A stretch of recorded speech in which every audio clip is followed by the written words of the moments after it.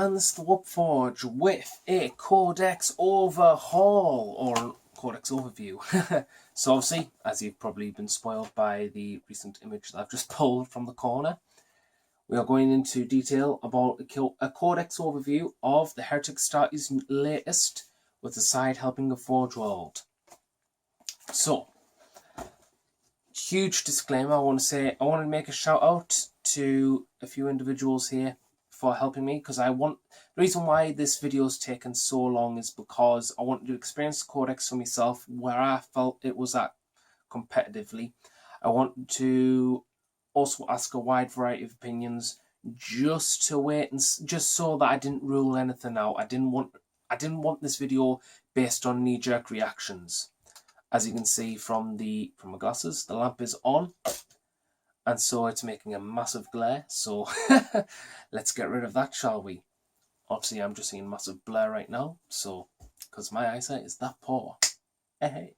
So there we go. So based on a few individuals, I'll give a shout out. I made a bullet point list as per usual that you can't see because again the light's shining on it, but it talks about what I feel, and this is how the video is going to go. It's the strengths, the weaknesses, and my overall thoughts as a whole, and my conclusion, you could say.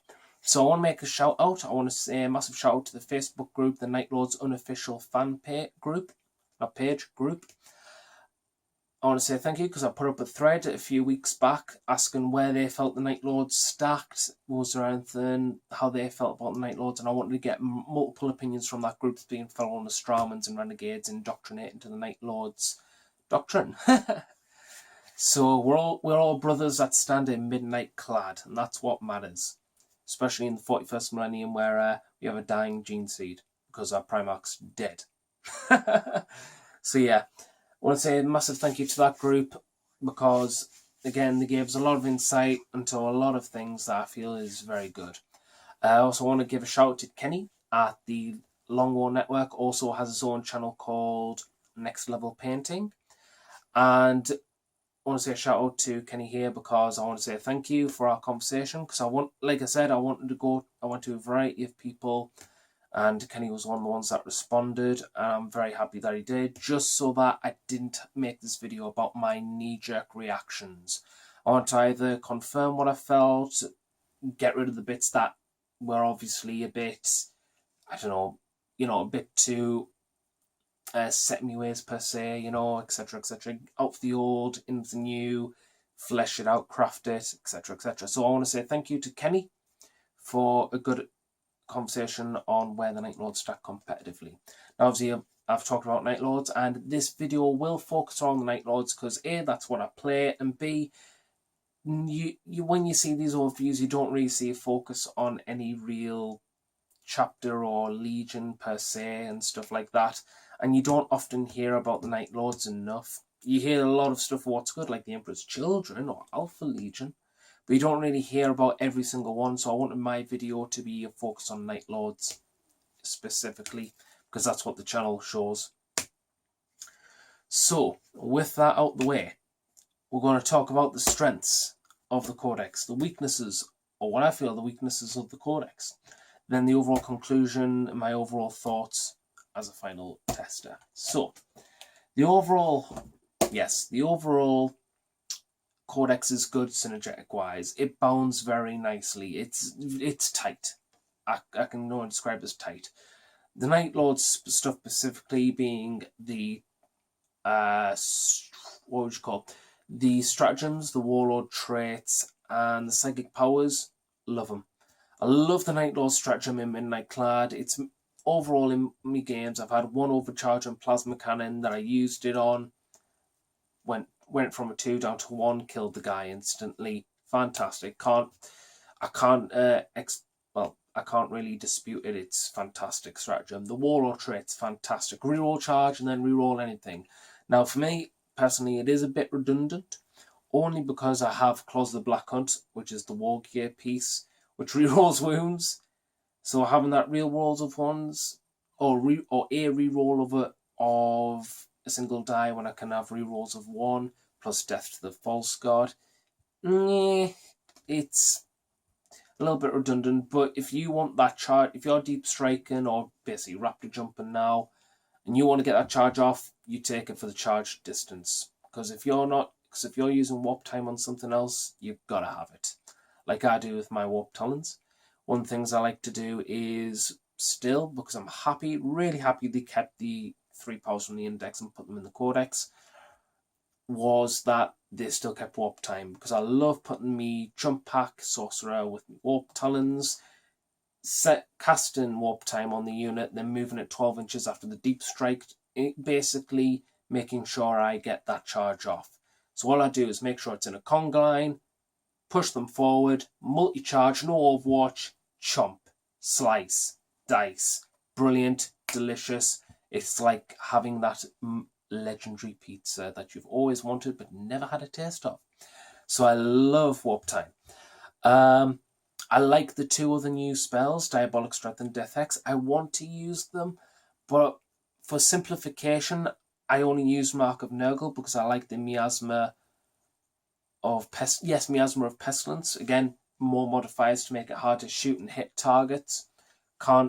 I can't really dispute it enough. I know it's competing with Slaanesh, but for me, I want me Raptors to survive a bit more. I find that their killing output is more than enough, so I don't really feel the need to add Slaanesh marks. So Nurgle everywhere, I just do it for simplification.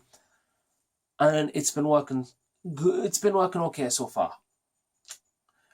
However, this does mean I don't really use another power like Death X, which I really want to use because that removal of invulnerable saves. I know people were talking about like Magnus and the Forge World Great Demon of Tzeentch, making sure that he gets a 2+ rerollable invuln save. But then you cast Death Hex and then it's gone. Now, obviously, I'm saying that and Magnus is the king of dispelling because he's one of the kings of magic and stuff like that.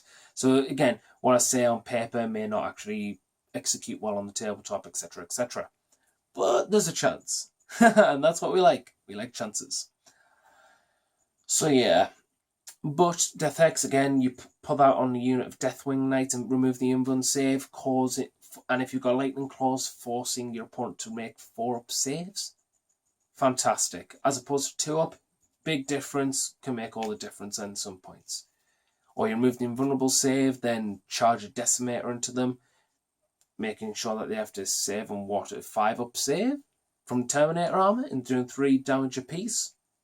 Beautiful. 6 attacks on the charge when you got a pair of melee weapons.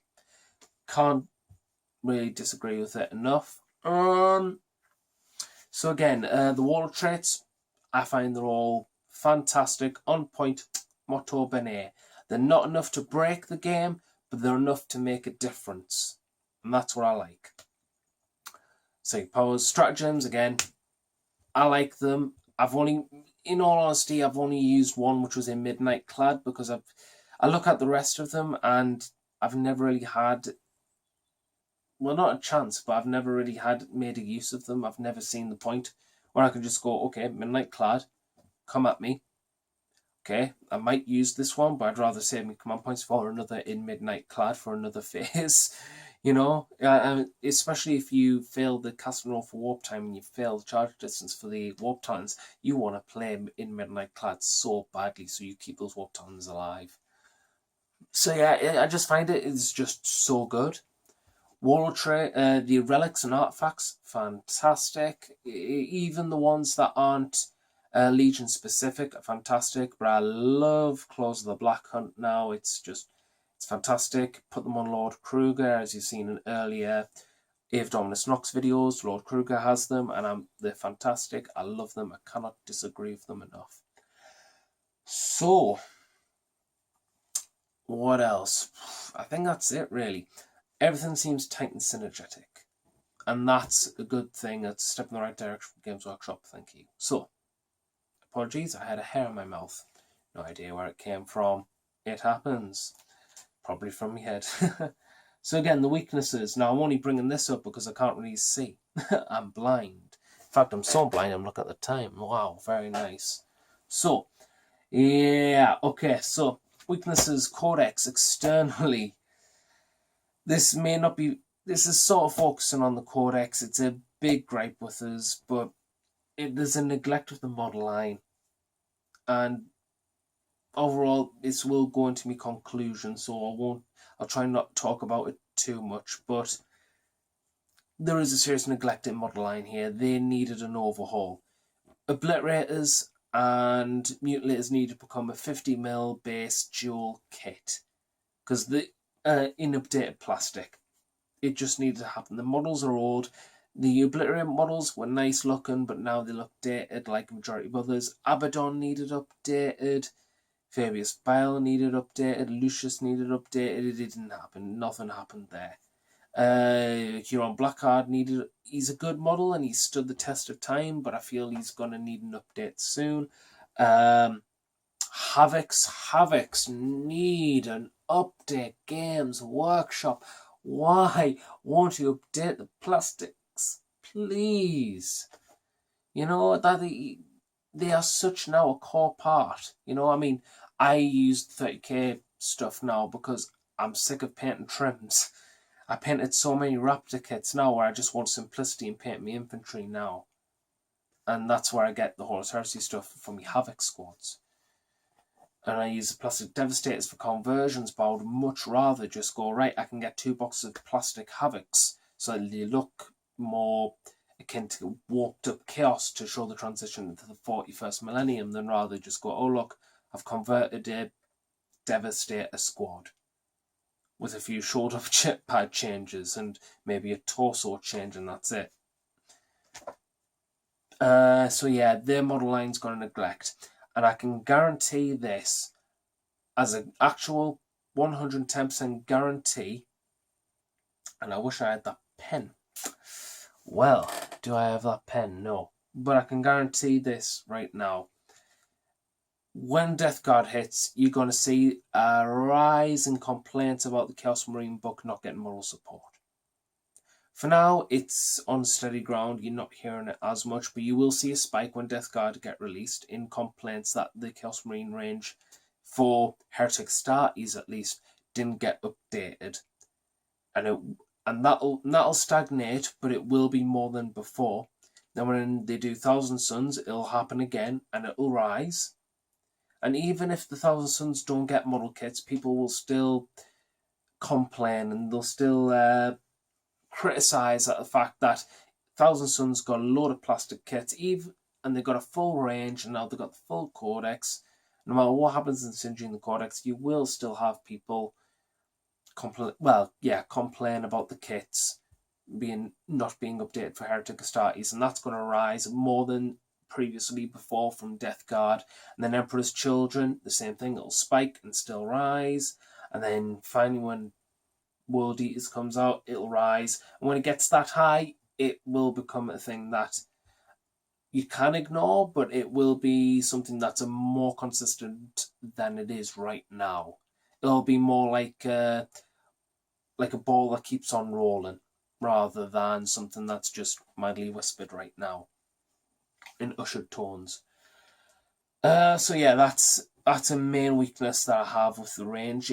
If it had an updated Abaddon model, and if it had updated Havocs and updated Mutilators and Obliterators to go with the slightly modified rules so that they're slightly better now and stuff like that, that would have been fantastic. People would be investing, you know.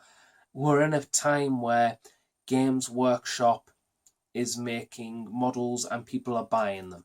It doesn't matter what people say now. Games Workshop are listening. They are capitalizing at the moment on what they've got. They've got a fantastic new edition of the game out. They are at the point in time, or on 2 boots on the ground, where they can go, we will make it and you will buy it, because we have a consistent loyal fan base that will do that. That will exactly do that. Doesn't matter what the models are, they will buy it. You know, it's the Primaris Marines. People are buying them. Let's be honest. People are buying them because they're new, they're fresh. You know, we're at that point in Games Workshop where all of the competition is subsidiary, because no matter what happens, it's the main factor. They're on top. They're the top dogs. They're at the top of the food or the wargaming pyramid right now. Get that Illuminati out, guys, because we got the tinfoil hats on. So, Legion character neglect. Again, more about the models, but again, this is another pet peeve. Alpha Legion are an exclusion from this because the Forge book gives them fantastic character. With the Legion trait and the Warlord trait for the Legion stuff, for the Alpha Legion stuff, he's fantastic. I'll go that into a bit detail later. But main gripe, this is pretty much my biggest gripe with the Codex, is that we didn't get characters for each individual Legion in the Codex or in the book, excluding from Noise Marines and World Eaters, because they will get Codexes, but they won't get them for a long time, or at least until next year. But when they do, you can obviously think Emperor's Children, World Eaters won't exist in the next Chaos Marine Codex, or Heretic Status Codex as they like to be called now. Sorry, so why am I upset by this? Because they do need something now. We're taking faction choices away from the main Chaos Marine book. You need to replace them with something else. And this would have been a big opportunity that Games Workshop have missed. They could have, for Night Lords, done Talos and First Claw, or they could have done Decimus, Malik, and Variel.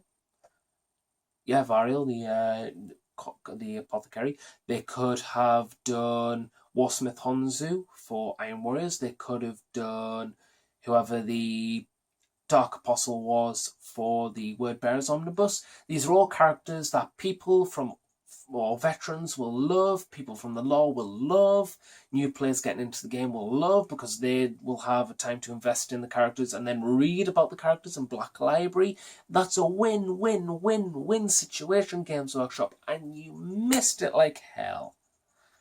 Why? You're taking options out, fleshing them out into new codexes like Death Guard, because now you're doing what players have asked for a long time. It's great, but give an old dog a new bone to chew on, please. Like I say, Warsmith Honzu, Decimus, characters that could be very much, how would you say, very much influential and still consistent with the current lore of things, and it shows that these things are still canon now, because obviously now with the end times and stuff, which I'll go into in a bit later, it's very much a case of, it would have been nice to know these books haven't been retconned yet, which again I'll go into in another point. Saying about another point, I'm checking the time again, and this is probably my priority gripe about the Codex in itself. The Codex in itself is great. The Legion tactics, however, yeah, most of them are great. But this is where I'm going to talk about Night Lord stuff now, where I'm going to talk about Legions and Synergy and stuff like that. Despite what other people say, the Night Lords one, I feel, is the worst one. And if I'm honest, from making that conversation of Kenny at Next Level Painting, they are a gimmick. They are a massive, massive gimmick. And then we have to ask the question, why are they a gimmick? Because obviously I like being critical. Well, I honestly wish they weren't gimmicky, but they are. And the reason why is because morale is a redundant characteristic. It's bloat. It's now officially bloat. So early in the game, it's bloat. Why is it bloat? Because we have so many variables that either negate morale or mitigate it to minimal casualties, where the casualties are a negligible amount. It won't affect them whatsoever. So, for example, things that negate, I'm only going to say a few so that you get the wider picture. But obviously the main one that stares you in the face is Tornades of Synapse. Obviously it's fluffy to an extent, I can agree with that. Again, it is a great though. Deathwing Terminators, immune to morale. Okay.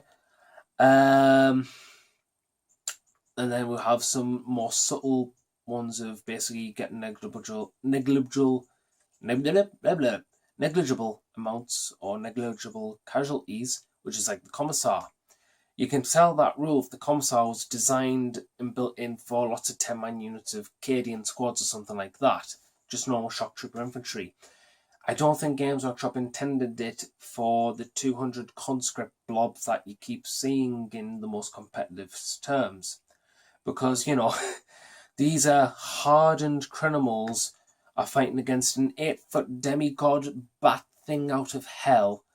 And when they're just tearing their comrades apart and ripping the skulls off and devouring their flesh and poking their eyes out and ripping them limb from limb, you know, these are 8-foot demigods of hell that are designed to literally make your pants into moist brown crap.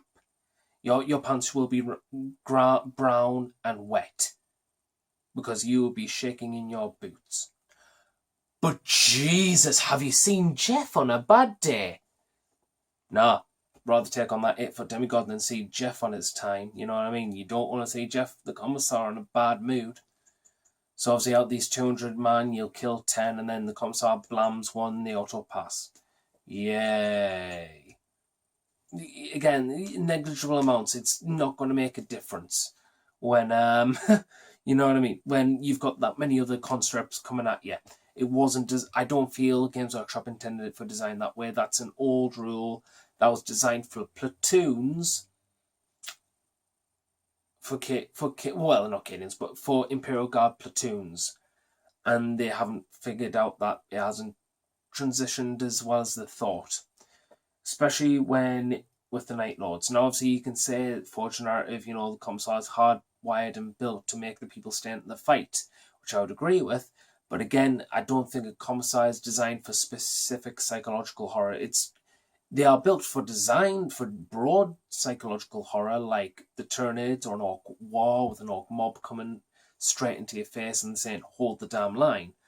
But when you've got things like the Dark Eldar or the Night Lords who design themselves specifically around fear and terror, I think even a Commissar would be even quaking in their boots themselves, rather than being broad like against the abnormal horror of the Tyranids or the Orc or the Tau Empire, etc., etc. You know what I mean? It's you can't, for Games Workshop, you can't say something is fluffy and then take backseas whenever you feel like it. So, yep, just making sure of the time.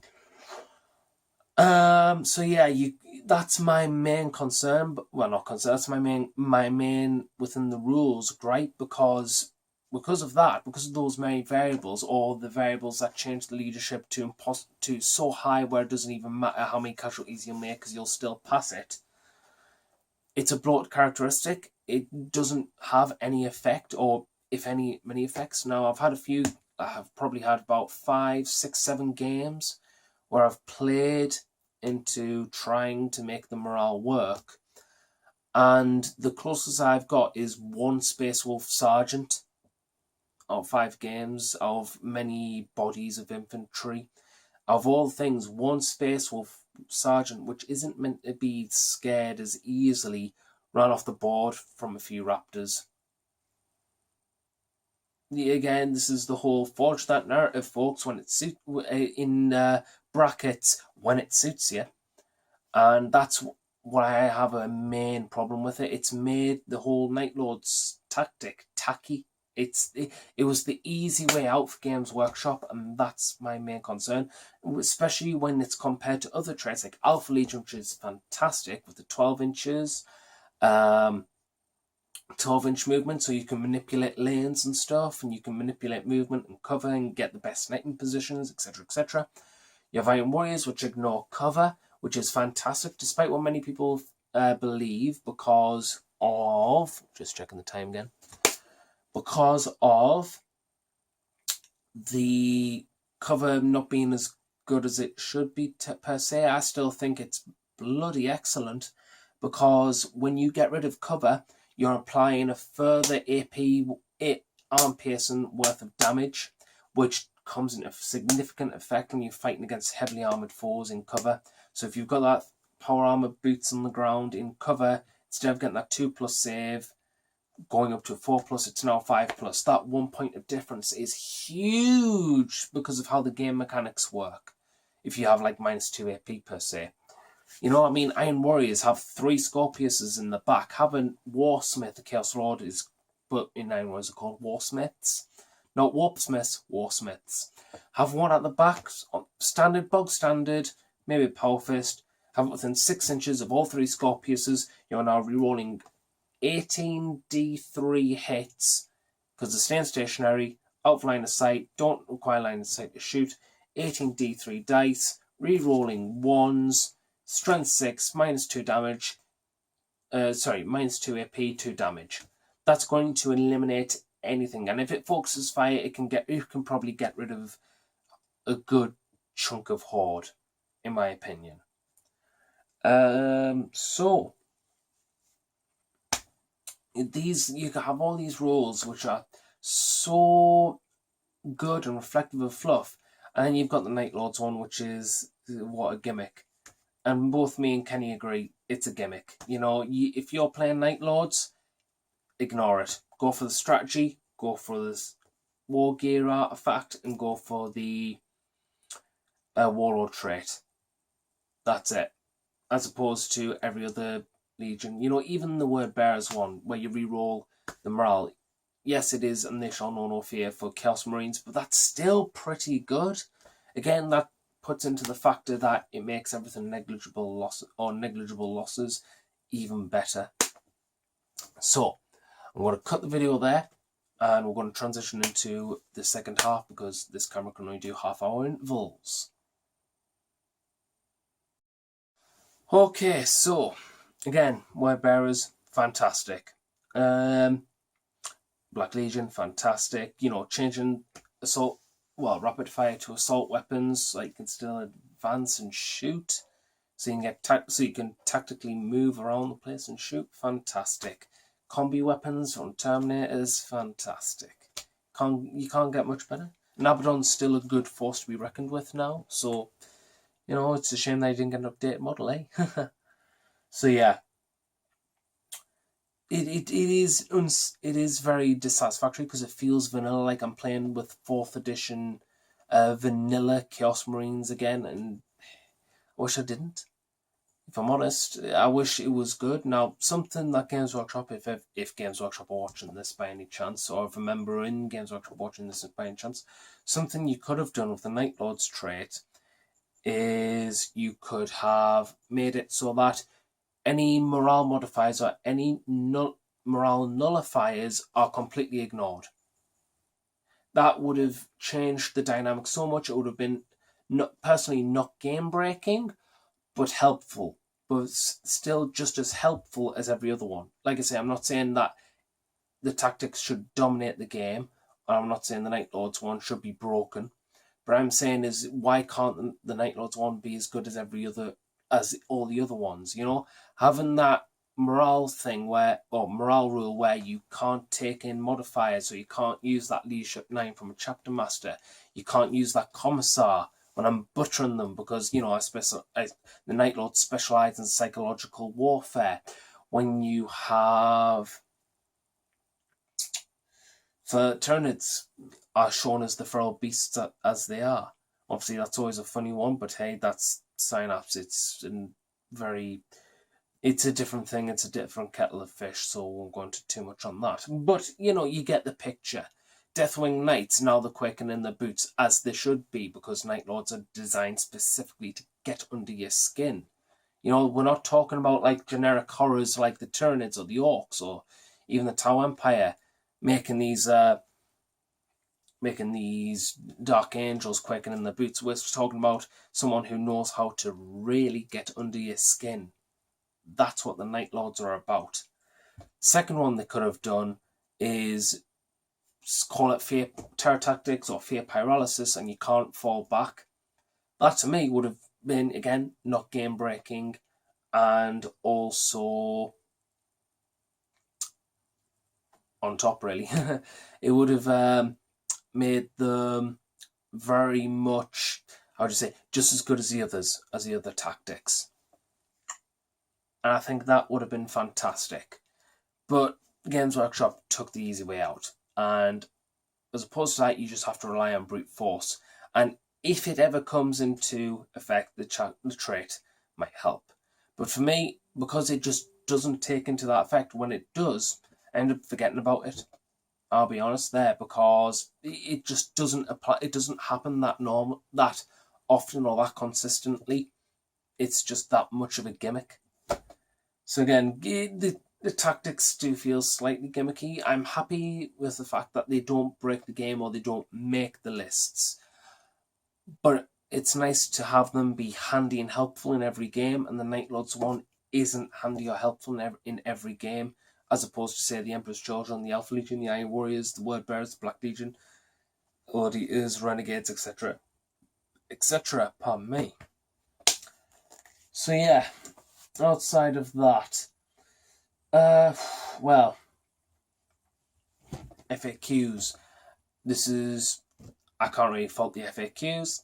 FAQs are great. The fact that they've made Khorne Berserkers and Noise Marines, which just made sense to put them back as troops, is fantastic. It's a thumbs up from me to Games Workshop, because even though you've got all the White Knights saying, well, Chaos Marines complained enough, so they changed it, did Khorne Berserkers as troops and Noise Marines as troops break the game? No. 200 conscripts did, but Noise Marines and Khorne Berserkers didn't. That, put your sensible hats on, people, right?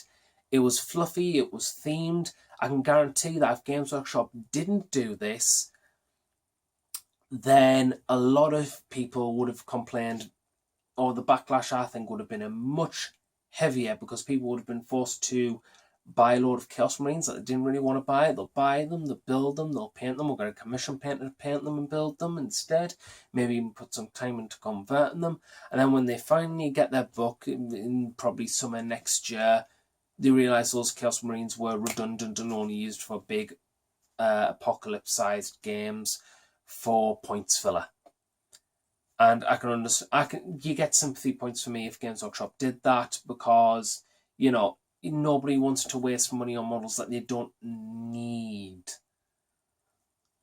So, like I say, it's just one of those things. But I'm happy that Games Workshop have done that with this stuff, and it's nice to see that they're doing things and making steps towards the right decision here. Like I say, people, put your sensible hats on some things. Noise Marines and Khorne Berserkers, I don't care how much you White Knight and say that those Chaos Marines complain too much. It was themed, it didn't break the game. 200 conscripts have 5 Storm Ravens lists broke the game, but apparently those Khorne Berserkers and Noise Marines were too much, apparently. There we go. So, my overview, my conclusion of this book. Checking the time once again.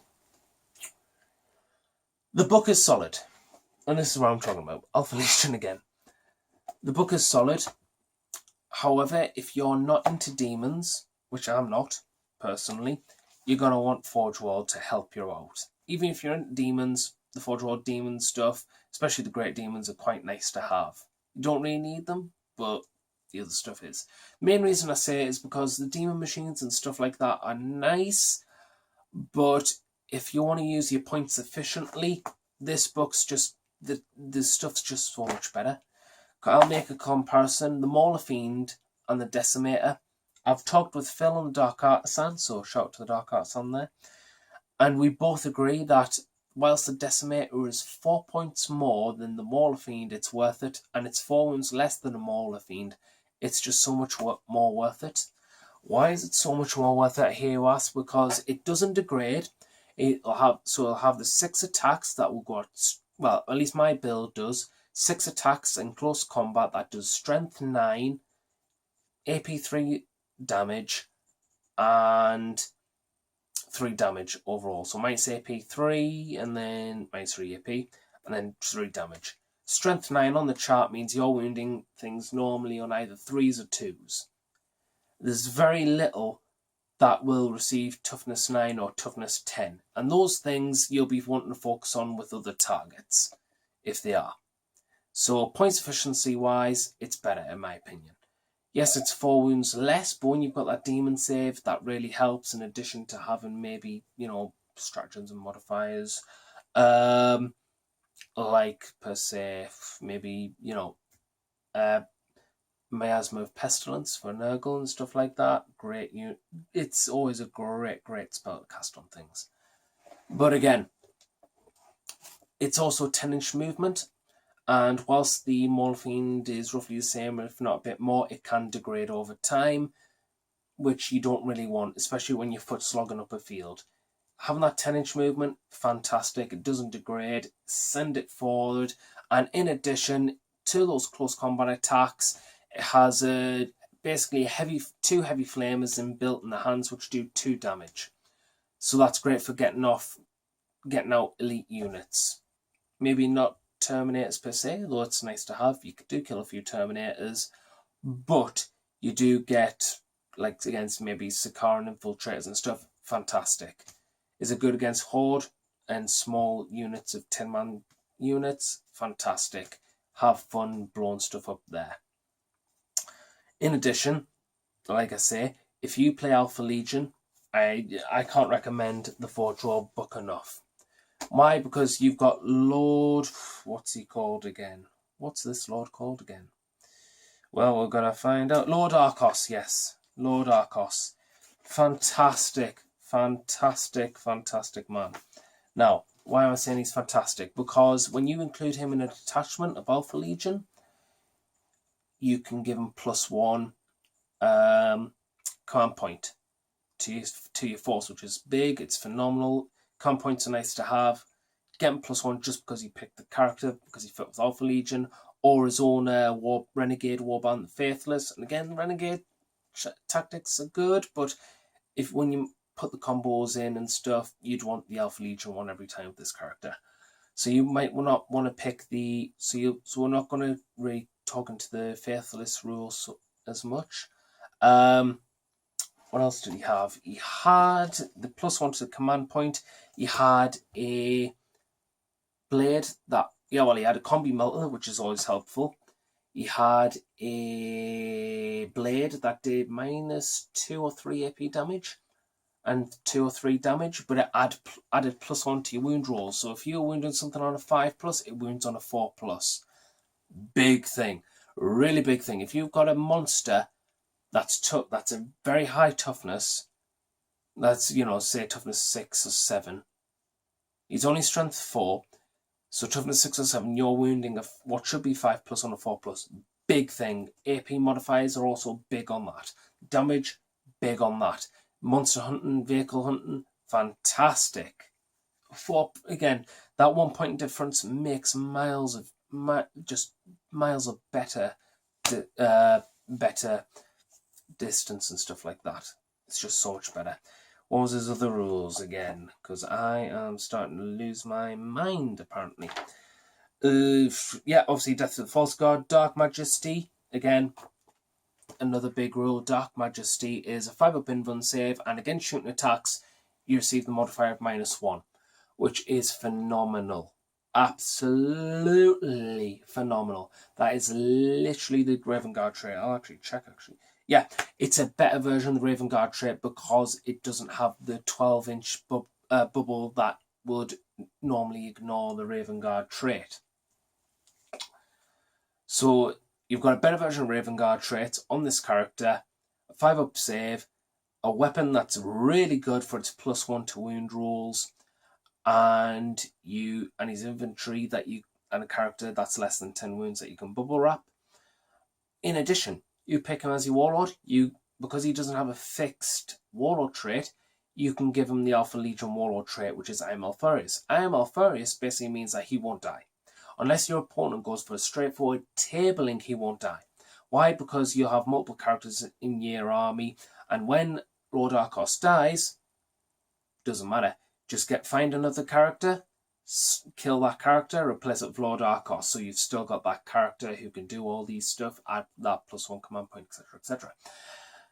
Then, in addition to the I Am Alfarius trait, you get an additional warlord trait to that. So on top of all these synergies and combos, you can pick one of the generic 6 warlord traits in addition to I am Alpharius warlord trait, which can be so damn flexible. Guys and gals out there, we're talking about real synergy and power here. If you've got a strategy or a playstyle you like, you can mold this character with Alpha Legion and play him like no other before. You get other characters, but again, they're more for renegades. You get one for Death Guard, but again, he's alright. I'm not talking about him too much because I'd need to see a Death Guard Codex before I see anything else. But that Alpha Legion character, this makes me jealous. This is why I say, why couldn't we have other characters for the Chaos Marine Codex again? So, fantastic. Again, like I said, with Forge World and Forge World tanks and the Dreadnoughts and the Leviathan Dreadnought, you're going to want one of them if you like tough monsters and stuff, you want a Leviathan. And if you like Dreadnoughts, you want a Leviathan. But again, stuff like Butcher Cannons does -2 leadership. So again, really perfect for synergizing with Night Lord's modifier combo. But again, because of the many variables and stuff that mitigate or nullify morale, it's a hit and miss really. You want to do it, but then again, you just think about how much that it's not really going to affect the game. So yeah. The rules are solid. However, I do feel this codex came, checking the time, too soon. Came way too soon. Honestly, I feel this codex, whilst it is good for its synergies and its combos, and especially now that you can incorporate the Forge World stuff, with the Legion tactics and stuff like that, this codex is a placeholder. And I'm saying that because when the World Eaters and the Emperor's Children Codex come out and basically ignore the stuff in here, what's going to happen to this codex? It's going to need an update so that people aren't confused anymore. As we're waiting, what about the model range? This, again, because we didn't see anything from this codex release, then it's obvious that this codex is just a placeholder. You could call this 7.5 to 8, well, actually no, 8.5 or 8.1. Because this isn't the, if I'm honest, whilst the synergies are great, it's not the final product. We will see the final product after all the cult gods get their Primarchs and Codex releases. Then they'll re-release this with a whole host of plastic. I hope to the warp. I hope by the Emperor's teeth we do. And I hope most of all we get characters for every legion. If you're going to incorporate the legions, please give them characters. You've got characters from Black Library that people would love so hard to become characters in this book. You know, you've even taken Forge World, or what should be Forge World Horus Heresy characters and made them into plastic, like 30k Araman. So again, perfect examples. So yeah, again, fantastic, perfect, motto bene. So, but again, right now we're kind of hoping that Forge World, once again, saving the day, will bring out obviously Chaos Marine characters with their new 40k character range. As they've just done Gabriel Angelos, we might see Decimus or Warsmith Honzu, even maybe Commissar Holt. And if they did Commissar Holt, I'd put my hat off to them. That'd be fantastic. Even Captain Boreal. That'll be fantastic to see. Captain Boreal with a secret Baneblade rule that allows Baneblades to be taken as Lord of Wars for Space Marines, give it the Blood Ravens trait, and it can also deep strike because obviously Boreal and the obvious meme, Baneblade. Just throw it out there. Just throwing it out there. That'd be funny as hell to see. I don't care if that would get abused. That would just be funny. Absolutely hilarious. But again, like I say, characters were either waiting for a new codex or waiting for Forge World to do them. Overall, I do like the codex though. The codex is nice. Like I say, if the stratagems and the relics and the psychic powers and the wall traits would naff, then I'd have a problem. But because they're all so tight, I am a bit irked about the Night Lord's trait, and I've talked with other people and I've played games for myself. Everyone's came to the same conclusion. If you've got an opponent who doesn't capitalise on modifying or nullifying leadership, then you're going to have a fun time. But that's only 10% of the time, as opposed to 90% of the time, which your opponent won't even realise they've factored it in, because the Commissar looks cool, or Deathwing Knights look cool, and turn into synapse, and that's really ingrained and stuff like that. Most things opponents can't help, but it doesn't change the fact that Games Workshop have written probably a really gimmicky and really bad, in my opinion, trait. But everything else is tight. I'm happy with this. I'm more than happy to see this in action for battle reports for you. Speaking of that, now you've reached the end of the video. I'm going to talk a little bit about the future of the Codex in this channel, because why not? So, checking on the time, 18 minutes. Great, fantastic. So, what's the future for Chaos Marines and Night Lords for this channel, especially with this book and the Forge World book? Well,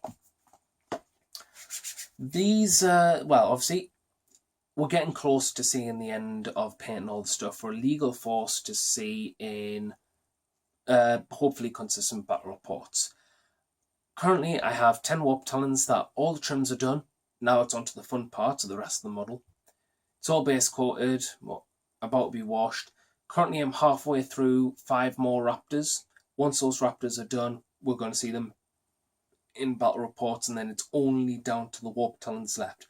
Once warp talons are done, we can get cracking. Oh, sorry. My apologies. We can get cracking. We can get started on battle reports. It's going to be fantastic, and I'm hoping I can share that journey with you in the Dominus Nox project updates. I'm really looking forward to doing battle reports. It'll be fun to see how they progress. I'm hoping to do like audio drama segments. So, all's go from here. So, hopefully we should see future battle reports coming soon.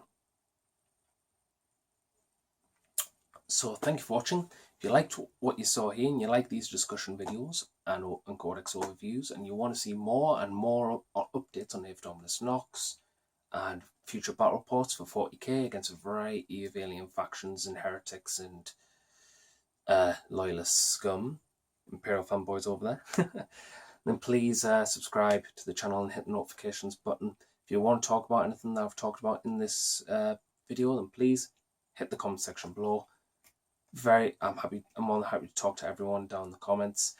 And if you thought there was something worth discussing about among your friends with this video, then please share this video out there and just get the name out there. More the merrier that get to watch this video, the better. So, thank you for watching.